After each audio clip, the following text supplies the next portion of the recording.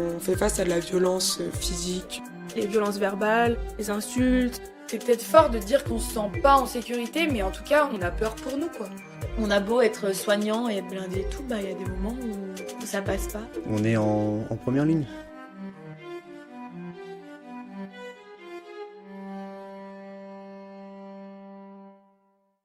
Donc je suis Naïma, je suis infirmière depuis le mois d'août, diplômée de juillet, et je travaille dans le service d'urgence d'Édouard Herriot, aux urgences chirurgicales et traumatologiques, et depuis peu aussi aux urgences psychiatriques et médicales. Ça fait moins d'1 an que je travaille dans ce service, et j'en apprends tous les jours. C'est vraiment très formateur en début de carrière. Donc moi, pour le moment, je suis pas encore formée à l'accueil. Donc l'accueil, c'est la personne qui voit tous les patients qui vont se présenter dans le service. C'est la première personne vraiment que le patient fait face. Moi, je suis pas encore formée là-dessus. Je suis dans les box, donc vraiment dans le service. Je viens chercher le patient à l'accueil et je le prends en charge du début jusqu'à qu'il parte, qu'on trouve un diagnostic et qu'il puisse repartir soit dans un service d'hospitalisation, soit chez lui quand tout va bien.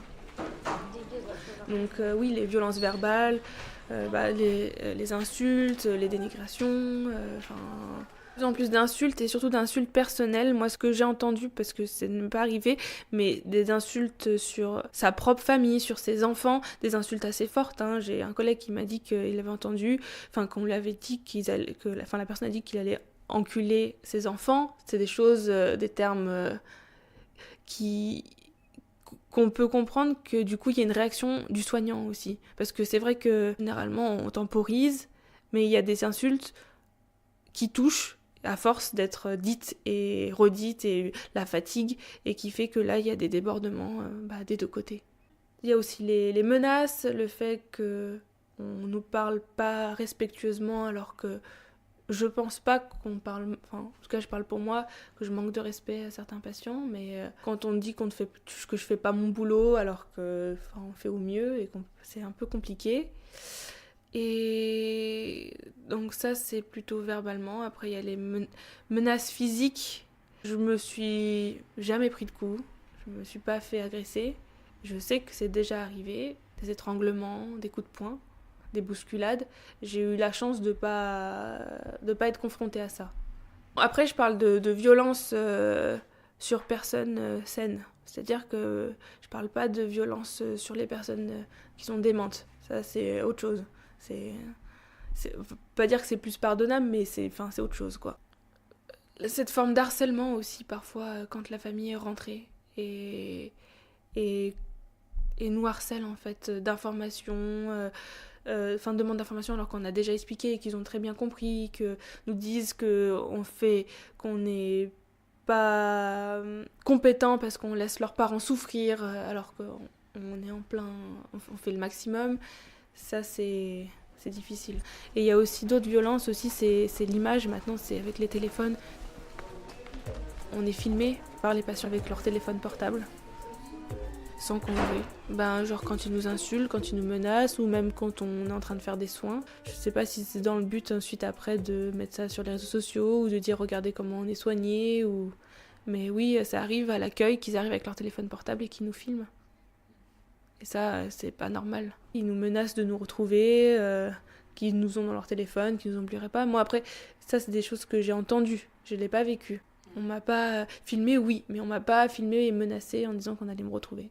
Il y a notamment une fois où un patient qu'on a refusé de prendre en charge puisque ce qu'il avait, ça relevait de ce qu'on appelle la bobologie, mais entre guillemets, c'était pas une urgence, donc il était redirigé vers une maison médicale ou son médecin traitant. On essaye de faire quand même cette éducation pour essayer de désengorger les urgences. Et il n'a pas voulu partir. La sécurité est venue pour le raccompagner jusqu'à l'extérieur de l'hôpital. Et il nous a menacé de revenir armés et de nous planter, comme je dis ces termes, et de revenir avec aussi une arme à feu pour nous tirer dessus. Donc là, c'est vrai que parfois on peut prendre certaines menaces à la légère, mais celle-ci, non. Il nous a bien menacés, la sécurité a été prévenue. Et en fait, ce qui s'est passé, c'est que oui, il est revenu, mais on avait du coup la sécurité qui a bien fait son travail, l'a repéré sur les caméras de sécurité, et a barricadé le service. Donc ça a été un peu particulier parce que notre service, il y a une salle d'attente extérieure et une salle d'attente intérieure. Donc il a fallu faire sortir les patients, c'est la sécurité qui s'en chargeait, mais qui a dû faire sortir les patients qui étaient en salle d'attente extérieure et de bloquer l'entrée et sortie de notre service. Donc il y a eu une certaine inquiétude de la part de nous personnels, mais aussi de la part des patients, des accompagnants, surtout qui voulaient ressortir et qui ne pouvaient pas. On savait pas vraiment, moi je savais pas qu'est-ce qu'il fallait leur dire. Est-ce qu'il fallait que je dise la vérité ? Bah écoutez, il y a un homme armé qui est en train de revenir dans l'hôpital, vous pouvez pas sortir, sachant qu'il y a des autres accompagnants qui attendent dans leur salle. Donc ça a été... là, je me suis sentie vraiment en insécurité, jusqu'à que la police intervient et l'interpelle. Il y a moins de 2 mois, ouais. Et ça, je suis pas quelqu'un qui prend les choses à cœur. Enfin, surtout pour le travail, je suis plutôt détachée. Et je me demande si je suis détachée parce que, à force, ça arrive tellement souvent que je suis même pas capable de me dire « Attends, qu'est-ce qui se passe là quand même ? Il y a quand même quelqu'un qui est venu pour nous menacer et puis passer peut-être à l'action, je ne saurais jamais, mais je m'inquiète pas plus que ça. Enfin, je me le dis, mais je pense que je devrais avoir un peu plus de... Ça devrait m'impacter un peu plus. Après, je me suis couchée tranquillement, j'ai pas eu du mal à dormir, ça m'a pas traumatisée. Mais je sais que c'est une situation de violence. Voilà, et je me demande souvent si c'est normal que je trouve que ça m'inquiète pas plus que ça, quoi. Ou si c'est parce que c'est mon caractère, ou c'est parce que je vois les gens autour de moi qui sont un peu plus touchés que moi, et donc du coup je me dis, est-ce que je devrais m'alarmer sur ce que je ressens ou pas ? Et des situations comme ça, il y en a souvent. Celle-ci, je t'en parle parce que c'est quelque chose que j'ai vécu. Après, il y a celle qu'on entend qui s'est passée dans le service, et on se dit que ça arrive vraiment souvent, quoi. Que ça soit au pavillon A ou sur N. C'est vrai que quand je me balade dans les couloirs du pavillon A, je me balade plutôt sereinement. Là, j'ai commencé à aller sur le pavillon N, et c'est vrai que je me dis, il faut que je fasse attention à comment je regarde, où est-ce que je vais, est-ce que je suis toute seule, à qu'est-ce que je dis, pour pas me retrouver face à quelqu'un et être sans défense, quoi. Parce qu'en effet, ça arrive. C'est arrivé fréquemment, des agressions. On le voit un peu plus sur N.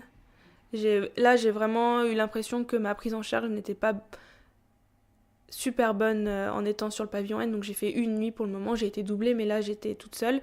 Je dirais de 22h à 2h du matin, il y a eu 10 appels pour contenir des patients. Donc, c'est-à-dire qu'on nous appelle à l'interphone en nous disant des bras au box tel. Donc là, le principe, c'est de lâcher ce qu'on fait et d'aller tout de suite à ce box-là.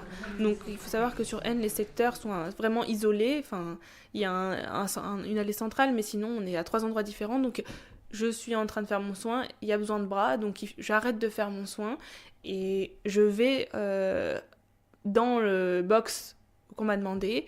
Je ne sais pas de qui il s'agit, je sais juste que c'est une contention, je ne sais pas qui c'est, et là, il faut contenir. Donc soit on nous appelle en prévention, ils sont en train de discuter et tout se passe bien, le patient, la contention va bien se passer, se laisse contenir tranquillement, soit est en totale opposition, et là, clairement, on lui saute dessus. Même, on a été formés, mais c'est violent pour le patient, c'est violent pour nous. Se faire contenir, c'est quelque chose de violent. Après, dans certaines pathologies comme les psychoses, c'est quelque chose de restructurant pour eux, mais là, je ne sais pas qui je contiens, donc c'est un patient opposant. C'est tout. Enfin, c'est tout ce que je sais, quoi. Et là, je trouve que c'est vraiment violent.